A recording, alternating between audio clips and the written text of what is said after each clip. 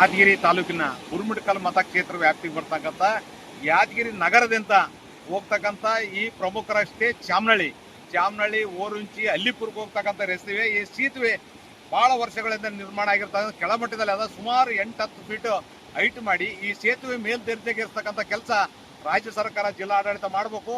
ಸ್ವಲ್ಪ ಮಳೆ ಬಂದ್ರೆ ಸಾಕು, ನೀರು ಹೆಚ್ಚಿಗೆ ಬಂದ ಕೇಸ್ ಏನದ ಮ್ಯಾಲೆ ನೀರು ಬಂದು ಜನರಿಗೆ ಏನದ ಓಡಾಡಲಿಕ್ಕೆ ಗಾಡಿ ವಾಹನ ಹೋಗೋದಂತೆ ಆಗ್ತಕ್ಕಂಥದ್ದು ಪ್ರತಿ ವರ್ಷ ಆಗ್ತದ.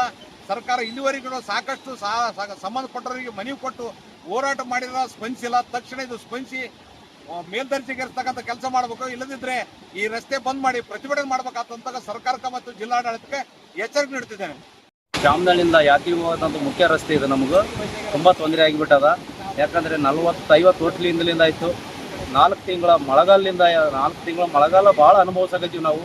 ಸ್ಕೂಲಿಗೆ ಹೋಗೋಕೆ ತೊಂದರೆ ಆಗ್ಲಕತ್ತದ, ಮತ್ತು ಆಸ್ಪತ್ರೆಗೆ ಹೋಗೋಕೆ ಭಾಳ ತೊಂದರೆ ಆಗ್ಲಕತ್ತ. ಒಂದು 5-6 ಫೀಟ್ ಹೈಟ್ ಆದರೆ ನಮ್ಗೆ ಅನುಕೂಲ ಆಗ್ತದೆ ಮುಂದೆ. ಹಿಂಗಾಗಿ ರೈತರಿಗೆ ಭಾಳ ಅನನುಕೂಲ ಆಗಿ ಭಾಳ ತೊಂದರೆ ಆಗ್ಯದ. ಬೆಳೆ ಕವಳಿ ಒಯ್ಯದಾಗ ಒಂದು, ಯಾಕಂದರೆ ಸುಮಾರು 30 ಕಿಲೋಮೀಟ್ರ್ ದೂರದಿಂದ ಬರ್ಲಕತ್ತೀವಿ ನಾವು. ಅಲ್ಲಿಪುರ್ಲಿಂದ ಬೈಪಾಸ್ ಬರ್ತೀವಿ. ಇದ್ರ ಮೇಲೆ ನೀರು ಬಂದರೆ ಆದಷ್ಟು ಬೇಗ ಇದು ಕೆಲಸ ಆದರೆ ನಮಗೆ ಒಳ್ಳೇದಾಗ್ತದೆ. ನಮ್ಮ ಹೆಸರು ಸಾಬ್ರೆಡ್ಡಿ.